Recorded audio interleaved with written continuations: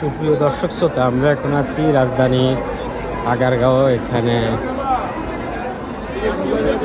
Mobile ব্যবসায়ীরা, mobile business community বাংলাদেশের উদ্যোগে তারা এখানে সড়ক অবরোধ করেছে। আমরা জানি যে 16 তারিখ যে অবৈধ ফোন বন্ধ করার যে উদ্যোগ নিয়েছে সেটার প্রতিবাদে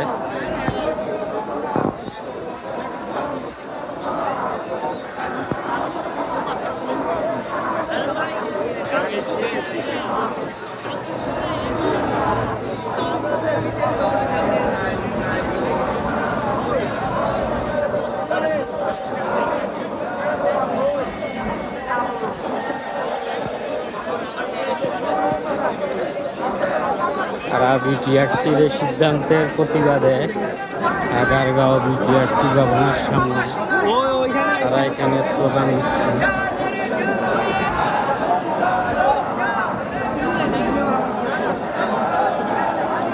বিজনেস কমিউনিটির হাজার হাজার ব্যবসায়ী এখানে একত্রিত হয়ে গেছে।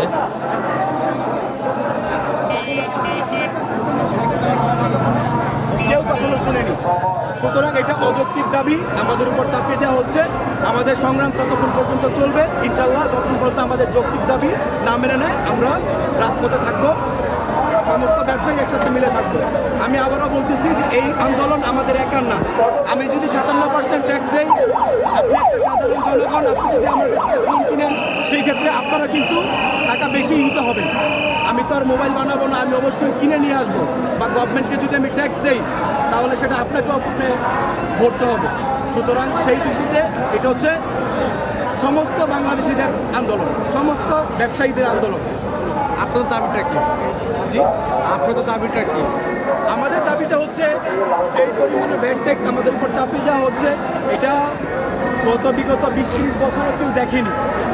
যদি আমাদের সমস্ত ব্যবসায়ীদের সাথে তারা বসতে চায়, একটা সমঝোতা আসে, সেটা হচ্ছে আলোচনা সাপেক্ষে হয়তো বা কিছু হইতে পারে। দর্শক, হাজার হাজার মোবাইল ব্যবসায়ী এখানে একত্রিত হয়েছে।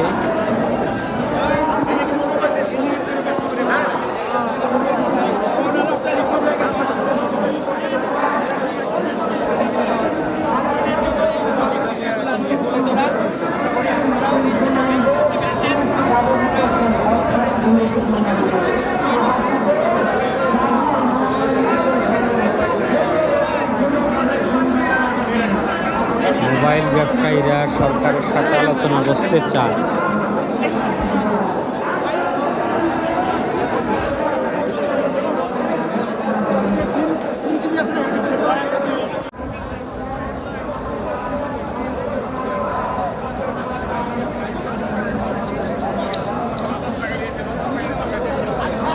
দর্শক, বিজনেস কমিউনিটি নেটওয়ার্কে যারা আছে তারা এখানে এখনো সড়ক অবরোধ করে বিভিন্ন ধরনের স্লোগান দিচ্ছে। এখানে